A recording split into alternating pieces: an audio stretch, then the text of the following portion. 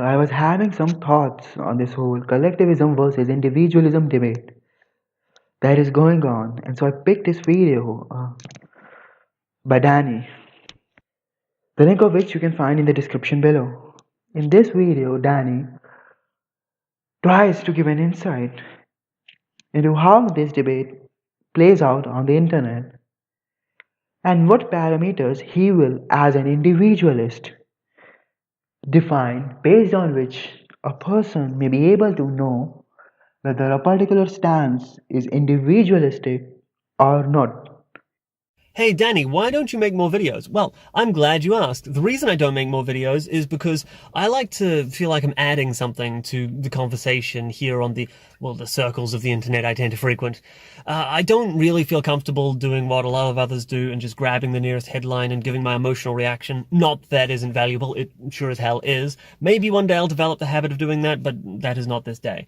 What I prefer to do, what I feel more comfortable doing at the moment, is looking at topics that people tend to be discussing and thinking about it for quite a while and eventually coming back with something that, if people are still interested in the topic, they can actually incorporate into their thinking. Because I think if we all focus on trying to add ideas that are genuinely useful to the conversation, then as a group, all of the people here discussing politics and philosophy on the internet, just as a collective, are we're going to do much better at just in general. Now, does that make me a collectivist? Because what I'm trying to do there is benefit the broader group of people discussing politics and philosophy on the internet, and I'm using my actions just in the service of that. Isn't that collectivism? You see, collectivism used to be just kind of a boogeyman, right? It was a definitely bad thing that everyone opposed, and individualism was the good thing that everyone supported.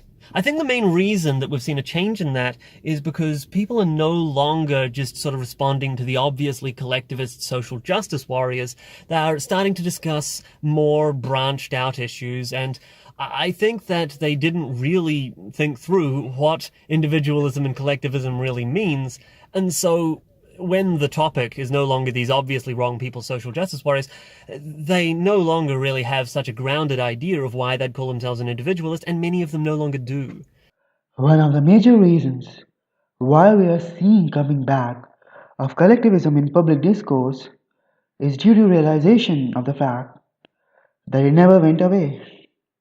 And like other ideas that Enlightenment liberalism sought to discourage, became concealed in form of varying ideals and labels. It is not a controversial thing to say, and in fact, it is a fact of history that for the so called individualist population, the collectivist groups that sought to redefine the society by making it more sensitive to needs and circumstances of particular groups have been largely successful in doing that to such an extent as to perhaps even exceed of what may be called a fair equilibrium.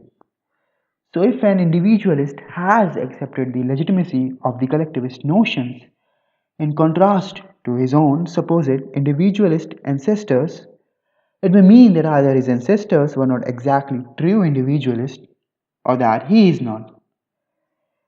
Even if one may reject the commonsensical idea of inherent group characteristics, which just emanates from the fact that if the groups were not different in some way, then they would not be there in the first place, for there would be no way to distinguish them from rest of the groups.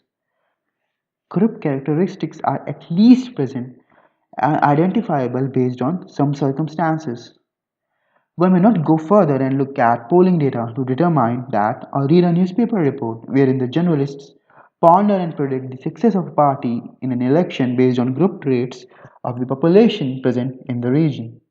What, however, is not acceptable is to use that information in some specific ways in direct fashion that may offend public sensibility. That presents a hilarious case where one may, by ingenuity, convert any policy as a suppression and any statement of affirmation or negation as a dog whistle against some group. Like every other Enlightenment value, this value thus is mere a deceptive ruse and has no grounding in actual way human or societies, even liberal and staunchly pro-Enlightenment, behave. Because if such was the case, the liberalism would never have had the brotherhood and fraternal display it has had with the left, considering the latter is entirely based on the notion of class struggle, which is incredibly collectivistic and anti individualistic. If one agrees that social justice warriors are indeed collectivists, one has to ponder where they got this collectivism from. From the media, from the academia, from the parents. Whatever option one may choose, one quickly would realize that passing of the value of any type from any institution or person would only occur if the value is present in some form in the institution in the first place.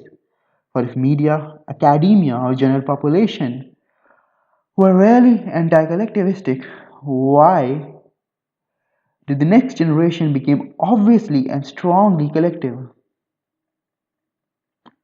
Are these children rebelling against their parents, their professors, mainstream characters, or they are just made to be that way by these agents?